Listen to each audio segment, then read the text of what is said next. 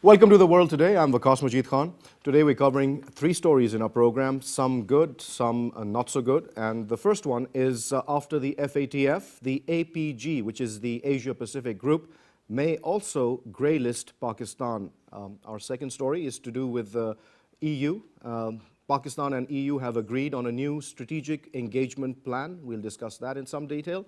And finally, the meeting between the Taliban that was supposed to take place in Pakistan has been cancelled. That was announced by the Prime Minister, Mr. Imran Khan. To discuss these things, let me introduce my guests in the studio. Joining me for the conversation today, first of all, we have Dr. KHURRAM IQBAL with us, and with him we have Major AHSAN Bashir. Thank you very much, sir, for being here.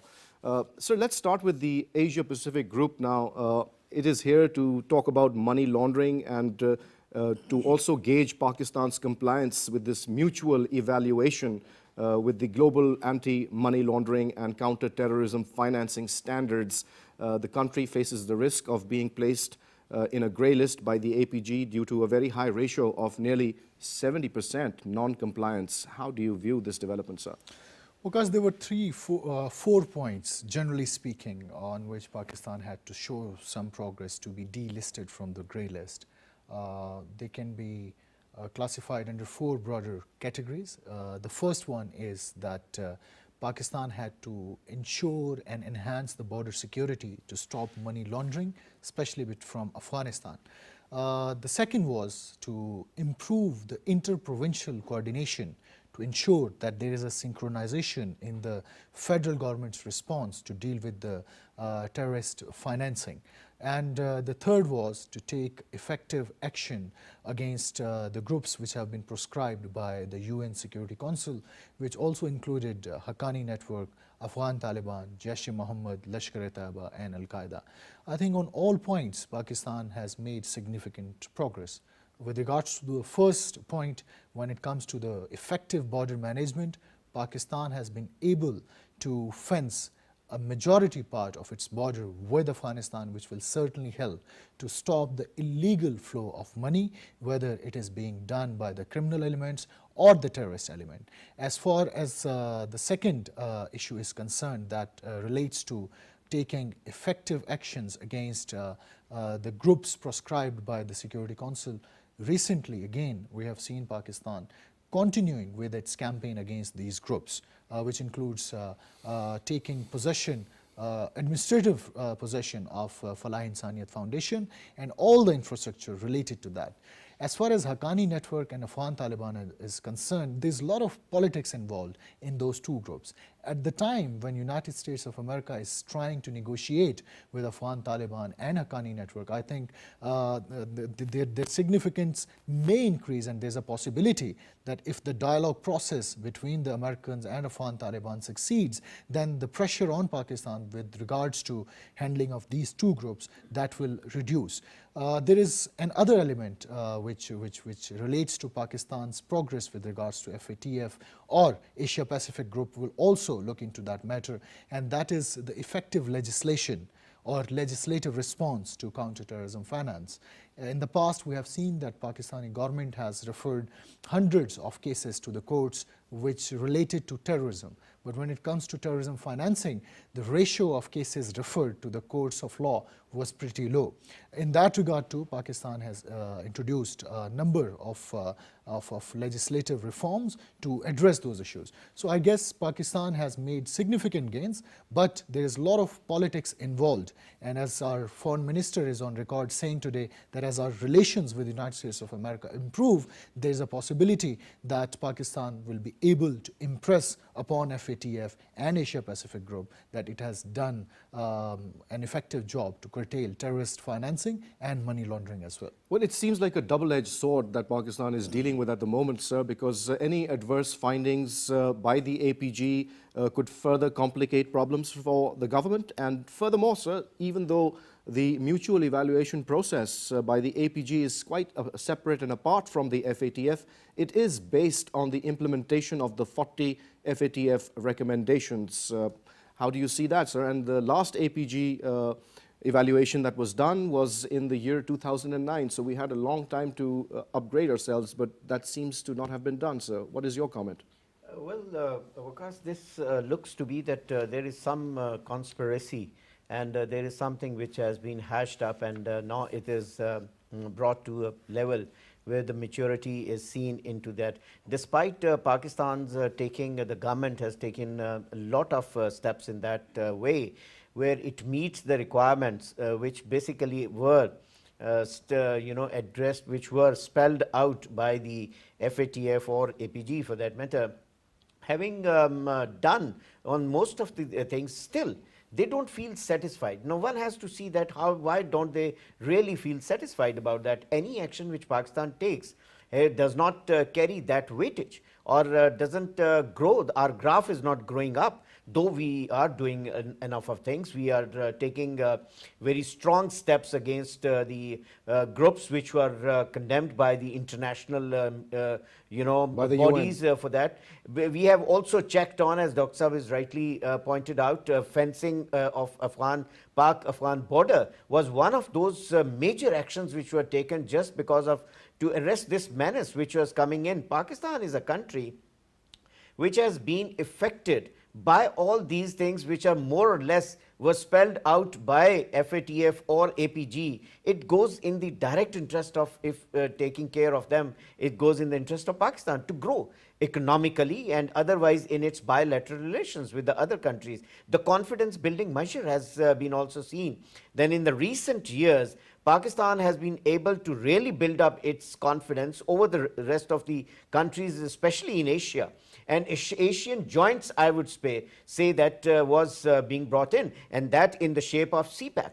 You know, China's coming in a big way and getting into collaboration with Pakistan means that a lot of wealth is getting into Pakistan. Why should one country of that big a strength would come and invest in Pakistan and would show its all-out confidence on that? Not only resting on China, but I would like to divert your attention to the other countries of Asia as well. Those who are joints of Asia, like Russia and Turkey and Iran. Everyone is trying to. However, still, despite all these efforts which Pakistan has done in the right direction, still we stand a chance, as you have rightly pointed out. Still the dagger is still there, that if something goes wrong just this way or that way, that can be a political gimmick by one of the enemies of Pakistan, and then they will always try to detract and put Pakistan onto the grey list. I think it is highly unjustified that instead of seeing Pakistan's performance on merit, you just try to buy someone from a foreign agenda, and you buy and you draw conclusions onto that. I would strongly say that this should be taken into account. Pakistan is a country which wants to live peacefully, and Pakistan wants to grow. Any country who wants to grow these days in the world would always need a lot of economic activity. Who would not like to have? And in case there is certain road bumps in achieving that target, would be eliminated, and Pakistan has done rightly the same things. So what is your opinion on the measure, or rather the effort of our foreign finance minister, Mr. Asad Umar, when he stated that India should be excluded from the body, the FATF body, which is reviewing Pakistan's case, because they are clearly biased against Pakistan, especially after the Air Force incursion into our country and subsequent events that followed. What is your opinion on that, sir? And do you think the FATF should also consider seriously removing India and not make this into a political gimmick? I think he's very rightly said this, and India should be cautioned on that. And India, if can be removed, must be removed from that, because obviously it's very openly, it's very much clear that which country would like to blame Pakistan on that and would like to hit Pakistan, to put Pakistan into the grey list. It would be India, for of course. And this incursion, the latest incursion, is also a step towards that. You know, they wanted to show all this Pulwama. Is this and a political ploy to isolate Pakistan that we've been hearing about for quite some time, sir, and it's all part of that? Absolutely. Well, but moving forward, sir, according to some government officials, if we go by the third draft of the technical annexure shared by the Asia-Pacific group, there are very high risks of being declared non-compliant for Pakistan. Out of the 40 recommendations, the APG has provisionally assessed Pakistan's non-compliance on 28 of those recommendations. Khurram Saab, would you like to Well, comment on that? there is also a perspective from the Pakistani side as well that each time we fulfill one criteria offered by either APG or FATF, A new one comes up. a new one comes up. So we have been continuously trying to comply to the international rules and regulations by taking right steps into the right direction. But again, there are some renewed draft with a new list of do's and do nots from the groups. As Major Saab is highlighted, there is certainly a lot of politics involved in both the issues. You may remember that in January 2018, President Trump tweeted and he blamed Pakistan for sponsoring terrorism supposedly, and he blamed us for embezzling the money that US was giving to Pakistan. It was right after that tweet that we saw international bodies coming hard against Pakistan. There is no denying the fact that international institutions, whether it's United Nations, whether it's FATF or Asia Pacific Group, there is a lot of politics involved in that, and they are subservient to the grand strategic designs of the powerful nations. So same is the case with these two organizations. I think as we continue to improve our relations with the United States of America, there'll certainly be a positive impact on Pakistan's performance with regards to these two bodies. Sir, according to the government officials, Pakistan has to be fully compliant or largely compliant with at least 23 recommendations to avoid the grey list, and Pakistan is already on the grey list of the FATF. Even if we successfully implemented all the 27 actions determined by the FATF, the fate of the APG review will hinge on the mutual evaluation report's outcome, and also the situation could worsen for Pakistan if it did not improve its ranking on at least 8 to 10 recommendations. How do you think we're going to achieve this, sir?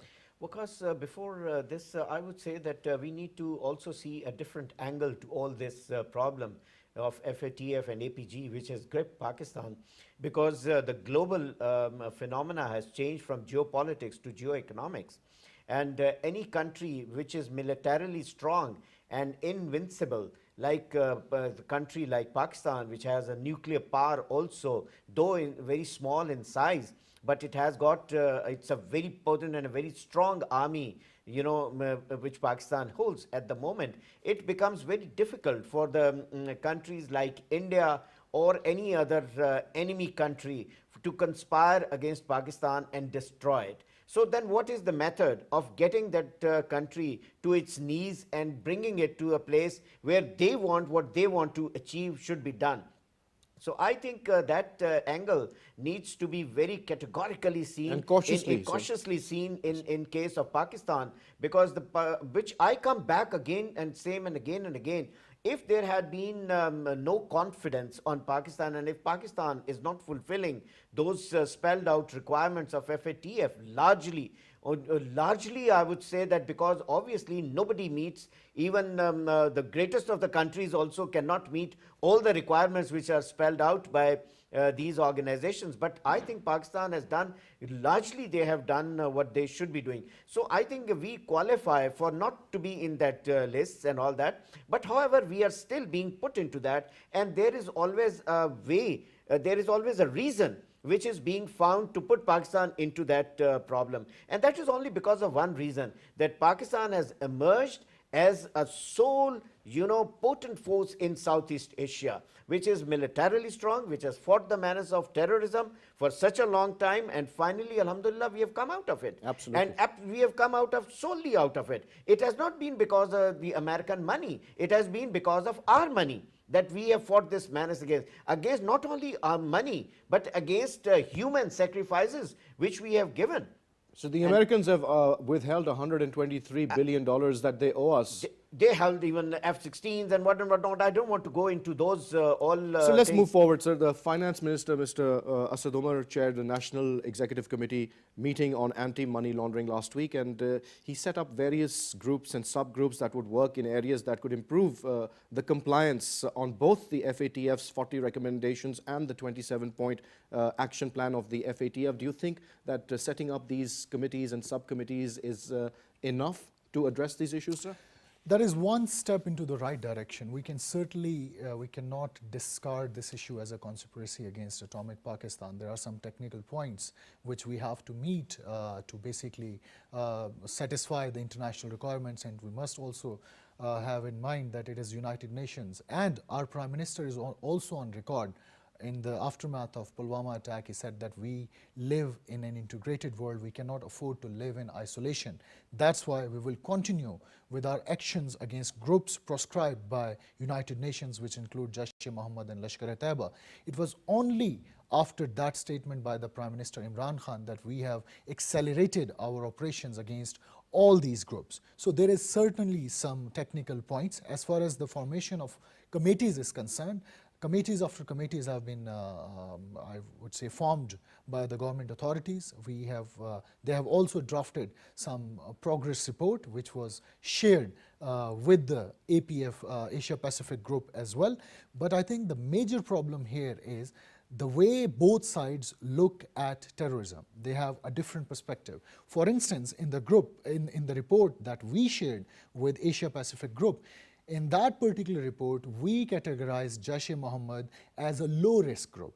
Why? Because we have strong reasons to believe, and even statistically it is proven, that Jaish-e-Mohammed has not been found involved in the terrorist attacks inside Pakistan. The major threat to Pakistan basically originates from Al-Qaeda, Tehreek-e-Taliban Pakistan, and its allies. As far as Jaish-e-Mohammed is concerned, I would say, for a long period of time, it's been banned in Pakistan. Its activities are not as much as India would like to impress upon the world. So Jaish-e-Mohammed and its terrorist activities, now it's more like a political construct. What happened in Pulwama, there are a number of explanations to that. There are a number of reasons who actually benefited from Pulwama. It was not Jaish-e-Mohammed, it was not supposedly Pakistan which benefited from that carnage in Pulwama. It was Narendra Modi who benefited exclusively. Well, that remains to be seen, That sir. remains to, well, whether it was a benefit or not. I think the that way we'll know after the Indian elections. political constituency has swung, and then the inclusion of India in FATF or Asia Pacific Group, that's a key point. And that also relates to the definition of the terrorism. For instance, the FATF, Asia Pacific Group, they exclusively focus on Islamist terrorism. There is simply no mention of far-right extremism. There is simply no mention of Hindu terrorist organizations operating from India. You would be shocked to know that according to a report published by an American think tank, in year 2018, majority of terrorist attacks inside India were conducted by Hindu terrorist organizations. And the same is true for the US as well, sir. US as well, where according far-right to the extremism FBI, is increasing. Then we have the episode of Christchurch, which was a transnational act in so many ways. But the international bodies, which are dominated by West, they remain exclusively focused on Islamic extremism. Why? Because that complements their geostrategic goals. So I think for international bodies, whether it's United Nations, whether it's Asia Pacific Group, whether it's FATF, there's a need to review the definition of terrorism. There's a need to include non-Islamic militant organizations as well. If that is done, America will be in problem. If that is done, India will be in problem. If that is done, Europe will be in problem, where these far-right extremists are making political inroads. Absolutely. So I would say that there's a lot of politics involved in all what is happening in form of APG, and Pakistan must present its case effectively. One failure that is with the Pakistani authorities, that despite having a strong case on issues pertaining to terrorism, our diplomats, our politicians, they are not being able to represent that case effectively on international forums. Well, sir, unfortunately, according to the press, a proper and coordinated response by all domestic stakeholders is critical to improve compliance status of Pakistan, but unfortunately, the stakeholders were not all on the same page. Why do you think that is the case, sir?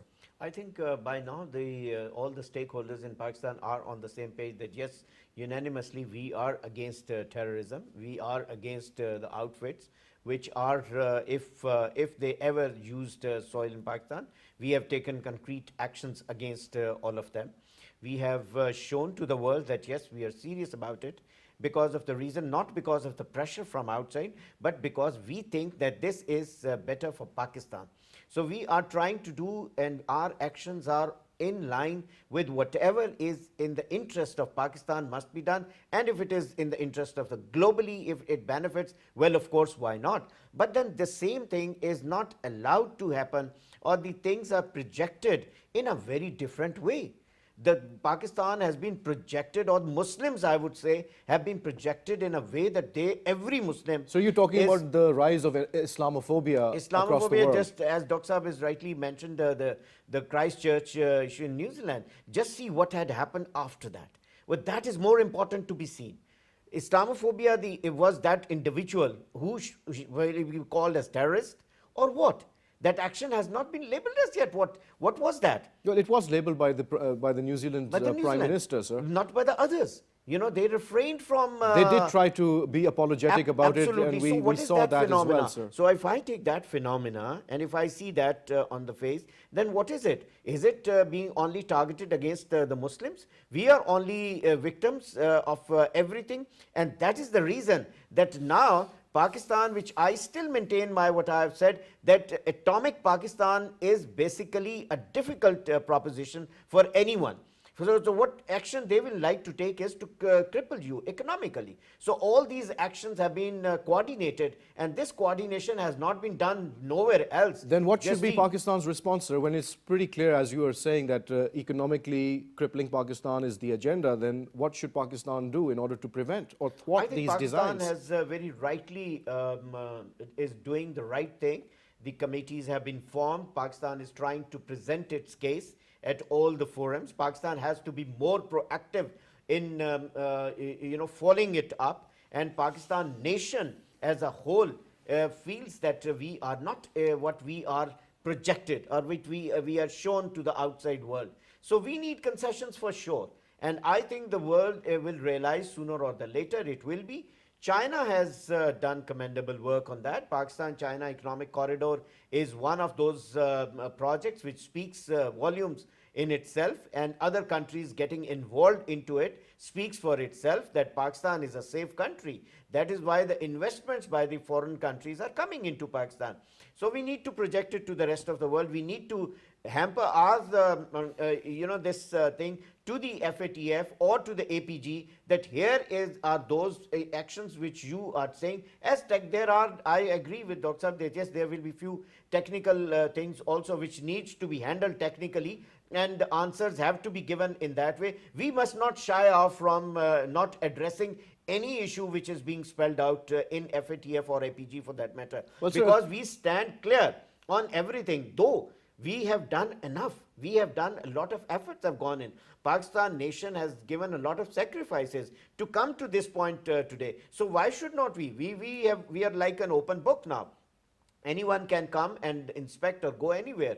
You know, false claims, anyone can make it. You come, you rocket trees, and then you say you have bombed a terrorist outfit. Well, if you keep going for those things, and if FATF and APG wants to buy that kind of an idea, well, nothing can be done. More on that yes, we had offered, and we took all the individuals, and the foreign representatives were even taken to the site. The media was taken to the site. But however, India has never taken media to Indian occupied Kashmir, because the genocide is going on there. So Pakistan is now onto the right track. We have got nothing to hide. Whatever is there is in like an open book in front of the whole world to be seen that yes, Pakistan is a country which was peaceful, which has always been peaceful. The war had come in. We had been part of that war. Obviously, that culture had come into us. We paid a heavy cost for that. And the world has to realize that as well, that yes, and Hillary Clinton at one time said that yes, we fought the war and we left Pakistan just like that, guessing, and where would we go? We never looked back towards them. So I think we need to see all these things. We need to relate all these things. And also see it and in a pursue our historical case, context, sir. with them very strongly, because we are on the right track, and we have done enough for that. And Well, let's even if talk they about feel what the we way have that done, we have sir. not done enough, we must keep the door open. Let's talk about what we have done, sir. According to Pakistani authorities, we believe that we have addressed the APG's concerns in these following areas. First of all, customer due diligence, beneficial ownerships of legal persons, statistics, record keeping, money or value transfer services, technology, wire transfers, international cooperation, nuclear non-proliferation, and targeted financial sanctions related to terrorism and terrorism financing. These are all measures that Pakistan has already taken, but despite that, sir, out of those 40 recommendations, Pakistan is fully compliant with hardly 2, largely compliant with 3, partially to largely compliant with another 3, and it is either partially compliant or non-compliant with the rest of these recommendations, according to what's available to us in the press, sir. How would you respond to that? Well, see, as I've said, that whenever Pakistan has responded to this list of demand, there are certainly new demands. And what can Pakistan do? Whenever APF or Financial Action Task Force evokes technical issues, Pakistan should respond with invoking equally technical issues. And like I have said previously, if we can adopt an all-inclusive definition of terrorism, Pakistan can certainly benefit from it. It will change the entire dynamic of terrorism and issues relating to it, as is the case of Jaish-e-Mohammed and Lashkar-e-Taiba. Well, when we offered our case in the last meeting of FATF, Indian representatives were of the view, what have you done against Jaish-e-Mohammed? So Pakistan did invoke the issue of rising Hindutva inside India, but we should have also asked, what are the evidences to suggest that Jaish-e-Mohammed was actually involved in Pulwama attack? As far as the issue of Lashkar-e-Taiba is concerned, there was an attempt by Pakistan, in Pakistan and by Lashkar-e-Taiba itself to politically transform itself. It has not worked. Now they are efforts to divert their energies towards something which is positive in form of Falah Insaniyat Foundation. The international communities had objections on that. We agreed to international communities saying that, all right, if you have issues with Falah Insaniyat Foundation, we are willing to seize any asset that relates to Falah Insaniyat Foundation. But the way and with the pace that these international community wants us to respond, that could be counterproductive for Pakistan. And there are so many reasons for that. As far as the issue of Lashkar-e-Taiba is concerned, we should not forget that they are the ideological cousins of Daesh. One wrong steps to deal with Lashkar-e-Taiba means that you are pushing thousands of militants associated with Lashkar-e-Taiba towards Daesh.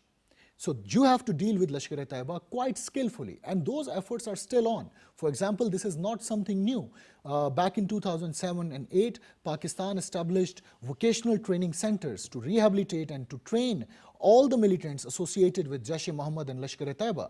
These vocational training centers were established in Bahawalpur, Dera Ghazi Khan, and the South Punjab region, which is known as the hotbed of such militants. So those moves are on. Then there are efforts to divert their energies towards social work. So that is the situation Pakistan deals with at the moment. As soon as we are able to deal with the threat of TTP, which we have done, we will certainly take on Lashkar-e-Taiba and Jaish-e-Mohammed, but in our own style, which is best suited for Pakistan. Indians or Americans would not satisfy with anything lesser than the execution of Hafiz Muhammad Saeed and Jaish-e-Mohammed chief. But I would like to pose a question to the Indian authorities that you have recently released 4 members who were involved in Samjhauta train bombings. So if India is refusing to take Hindu extremists to the account, they have no moral ground to accuse Pakistan of protecting Hafiz Muhammad Saeed or Masood Azhar for that sake. So it has to be reciprocal. Pakistan has to invoke this technical point that the definition of terrorism adopted by Asia Pacific Group and Financial Action Task Force must be revised. It must include non-Islamic variants of terrorism as well. And WAQAS, I believe that the right forum for this new definition of terrorism was the recent meeting of the foreign ministers of the OIC, which was held to respond to the Christchurch attack. So that was the direction which we should have taken, and I am sure that if we are able to introduce a new definition of terrorism on the international forums, it will change the entire paradigm on terrorism and it will release us from number of unnecessary issues. Absolutely, I couldn't agree with you more myself. On that note, let's move on to something more positive for Pakistan. Finally, Pakistan and the European Union on Monday have agreed to a new strategic engagement plan for steering their bilateral relationship and enhancing cooperation. In the words of our foreign minister, the most encouraging news is that after the exchange of so many drafts, Pakistan and the EU have finally agreed on a strategic engagement plan, and that is a real plus. What is your comment on that, sir? And I would also like to add Ms. Mogherini's comment. She described the latest round of talks as an exceptional one because it led to the agreement of a new engagement plan.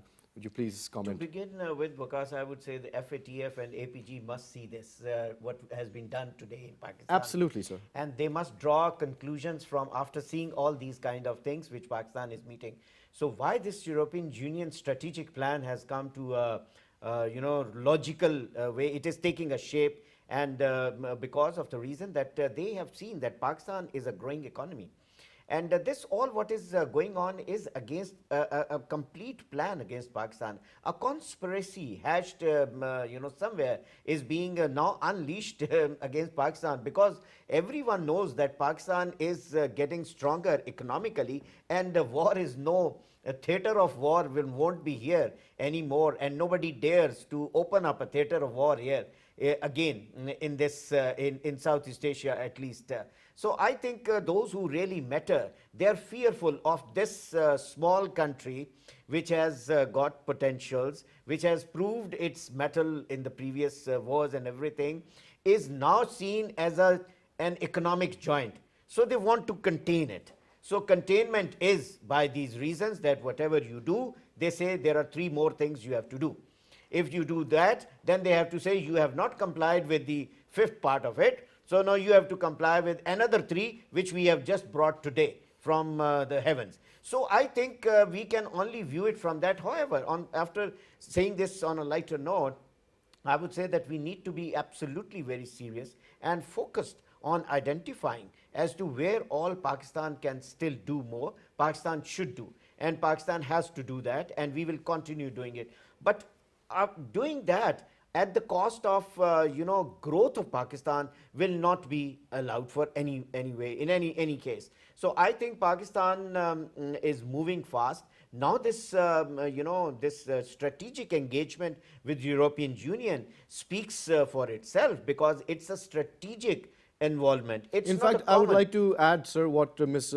Federica Mogherini said. She said that this would provide a more solid foundation for our partnership, and Mr. Qureshi further said that it is laying of the architecture for a brighter future between Pakistan and the European Union. Absolutely. And also the fact that there are no time limits on the duration of this strategic plan. It will go forward, and moreover, Ms. Mogherini also recalled, sir, that Pakistan had benefited from the preferential market access that we were given under the EU's GSP Plus program. As a result, we have doubled our exports to the European Union, and European Union is now our #1 trading partner, apparently, sir. How do you see that? Well, I would say that Pakistan's relations with European Union have been underutilized. There have been a number of areas in which we can expand our relations with the European Union. And we must also keep in mind that under a decentering world, European Union is increasingly detaching itself from United States of America and looking for new partners. When Europe reorients itself in a new structure, there's a lot of opportunities and avenues for Pakistan, and economy is certainly one. We have the GSP Plus status from the Europe, which offers Pakistani goods a lucrative market in the Europe. European Union as a single entity remains one of the major source of foreign direct investment in Pakistan. Then there is another issue on which there could be a lot of convergence between European Union and Pakistan, and that relates to the large diaspora communities that we have in different parts of Europe. That is certainly a bridge between the 2 parts of the world, which has not been utilized in the way it should have been. Rest of the strategic areas, well, with regards to to Afghanistan. Europeans have left it to the Americans. Pakistan is there to help United States of America to talk to Afghan Taliban. As far as Middle East concerned, there is simply no divergence of interest between Pakistan and Europe. So I still continue to look what is there that Pakistan and European Union can actually explore when it comes to strategic relations between Well, I'm the two glad you entities. raised that, sir, because the EU foreign policy chief reminded Pakistan of the commitments that it had made in return for the preferential market access, including the implementation of a number of international conventions relating to the freedom of religion, belief, the expression, situation of women, the role of civil society. And she is saying that she's noticed a strong commitment of this government for being consistent with these values. And she also emphasized the effective implementation of a readmission treaty between Pakistan and the EU. The agreement provides for facilitating the return of illegal immigrants. But most importantly, sir, the need for action against terrorists for regional peace and security, there the EU's help has been offered by Federica Mogherini, says that we will help, the EU will help Pakistan in dealing with this issue. So that's a very different approach towards from do more to let us help you and achieve the goal. How do you view this particular the way Europe statement, sir? is treating Pakistan during last 10 years, we have seen a paradigm shift in Europe's dealing with Pakistan. Initially, what we saw is that Europe will adopt the same language, same tone, which is used by the United States of America. But now Europe's approach towards Pakistan has transformed significantly. Of lately, we have seen a number of European leaders acknowledging Pakistan's sacrifices against terrorism.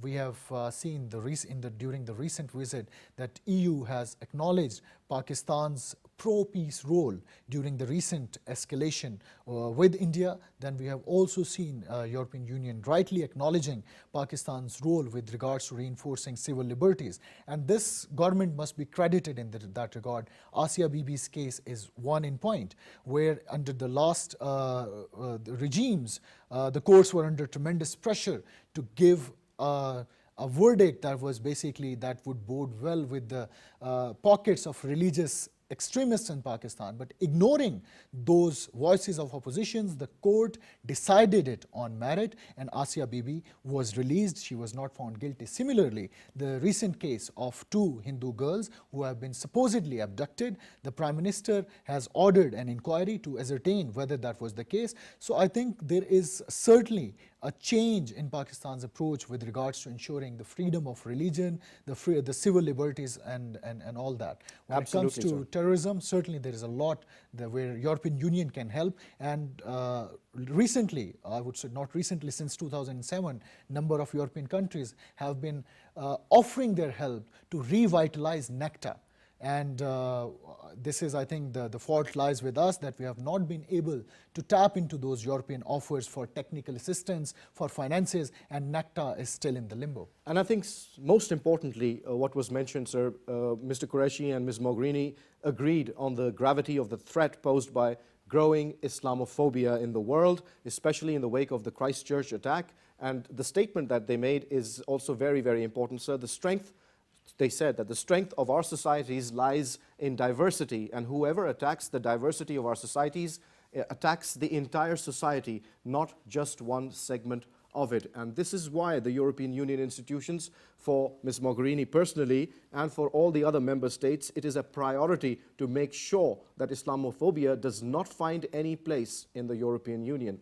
How do you think, how would you react to that statement, sir? I think this is a very good statement, and it goes in the greater interest of the Muslims, and not only Muslims living in Pakistan, but I would say that it is a good news for the Indian occupied Kashmiri Muslims as well, because now we can present our case to the International Court, involving issue of their offer, which they have offered, that they can help Pakistan in eradication of terrorism wherever they want to help Pakistan in that. Means that anyone who's conspiring against Pakistan on a foreign land is trying to come into Pakistan and then get Pakistan blamed internationally, I think Pakistan now stands good chances of presenting its case to EU to rather support it at any international fora like UN and other places where Pakistan has not been heard, or where Pakistan has been always been presenting its papers, but those papers are still kept that way, and nobody has probably even read those papers. Sir, I would like think to the add Kashmiri something. people also, and the Kashmir issue should also be presented to EU. Absolutely, to put sir. I'm against sorry to India to arrest not only the Islamophobia but Hinduism also. I'm which sorry is to being interrupt spread. you here, sir, but the Prime Minister also met Federica Mogherini, and he urged the EU to highlight the ongoing human rights violations in Indian-occupied Kashmir. Yes. So that has already been done. And Ms. Mogherini assured the Prime Minister of the EU's support towards his reform agenda, which coincides with the EU's core principles and values. And I think that is a very important and positive step for Pakistan. And on that note, sir, I would just quickly also talk about the Prime Minister's statement, where he said that unfortunately the meeting that was scheduled in Pakistan has been cancelled due to concerns expressed by the Afghan government. How are we going to be walking this tightrope between trying to bring peace to Afghanistan, facilitate the peace process, the conversation that is taking place between the Americans and the Taliban, and now the Afghan government, which feels isolated and left out in the cold? Afghan government feels isolated, Afghan government feels insecure. That's why it has not been able to take a very clear stance with regards to the ongoing dialogue between the Americans and Afghan Taliban. This is not for the first time that Afghan government has objected on Afghan Taliban meeting a state representative. You would recall when Mohammed bin Suleiman was here, there was a meeting scheduled between Afghan Taliban, MBS and Pakistani Prime Minister, but under the government, under the pressure from Afghan government, that meeting had to be cancelled. I think more legitimacy Afghan Taliban seek, more problems it will create for the Afghan government, because simply Afghan Taliban have refused to talk to the Afghan government, because according to Afghan Taliban, the Afghan regime sitting in the Kabul, it lacks legitimacy. It's nothing but a puppet of United States of America. So it is important that they are talking to United States of America. But Afghan Taliban have not basically rejected the prospect of talk with Afghan government, but in the future, once the matters with United States of America are settled, they are open for an intra-Afghan dialogue. So I think what Afghan shape that's going to take, sir, that is really the moot point here, and that is the question mark. Our Prime Minister has also suggested that an interim government may be set up in order to bring that process about. Let's hope for the best, sir. Thank you very much for taking out the time and sharing your views with PTV World. Well, you heard the conversation, and as always, I like to say, please draw your own conclusions from what you've heard. And on that note, it's goodbye.